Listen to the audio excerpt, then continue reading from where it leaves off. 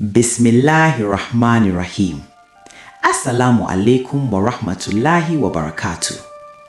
Yesterday, we talked about justice, standing firm even when it costs you, being fair even against yourself, no favorites, no exceptions. Heavy, right? But today we talk about what makes justice bearable, what makes it beautiful, what keeps it from becoming cold and cruel. Rahmah, mercy. Welcome to day 17 of our Ramadan reflections. And I want to start with something that blows my mind. Every single surah of the Quran, except one, begins with the same words. Bismillahir, Raheem. In the name of Allah, the most gracious, the most merciful. Not the most powerful, though He is. Not the most just, though He is. Not the most knowledgeable, though He is. The most merciful. That's what Allah chose to introduce Himself with, over and over and over again. 114 surahs, 113 begin with mercy. Do you think that's a coincidence?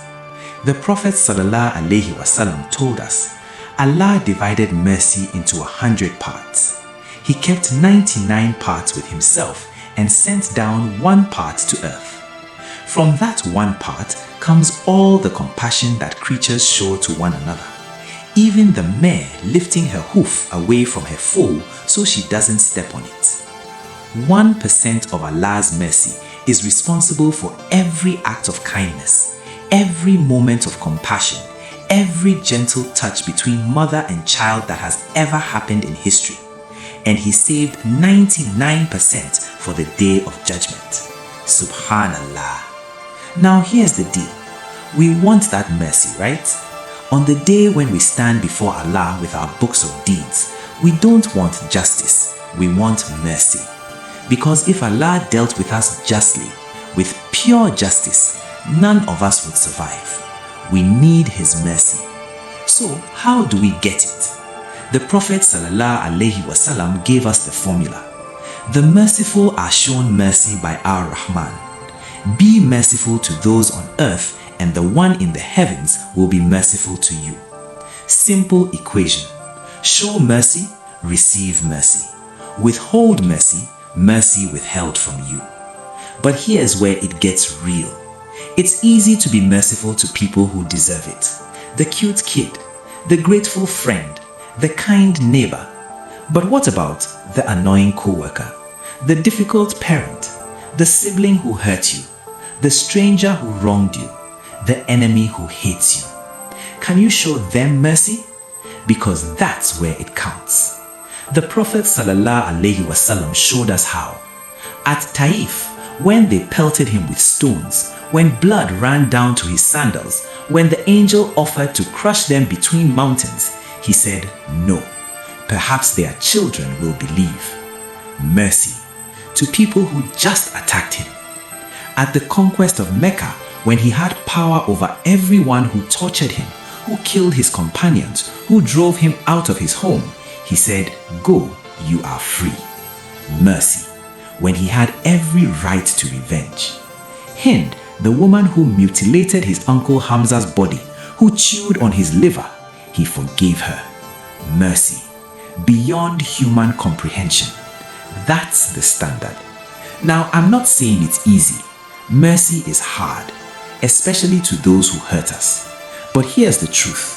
When you withhold mercy from someone, you are not punishing them. You are punishing yourself. You are blocking the mercy you need from Allah. You are carrying bitterness that poisons your heart. You are choosing heaviness when you could choose freedom.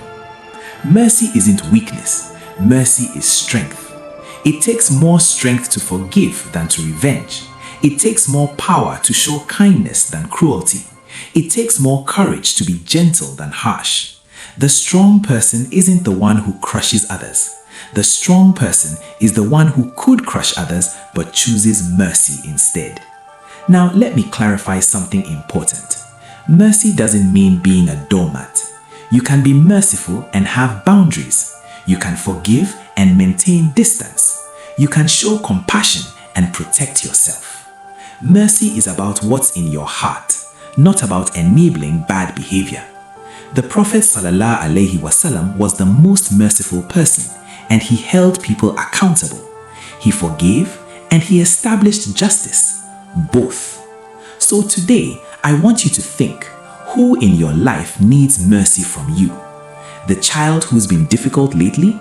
Give them patience instead of harshness. The spouse who made a mistake? Give them grace instead of grudges. The parent who hurt you years ago? Start the process of softening your heart. The co-worker who annoys you? Choose kindness instead of coldness. The person who wronged you deeply? Begin, even if it's small, to release the bitterness. Not for their sake, for yours, and for Allah's mercy on you.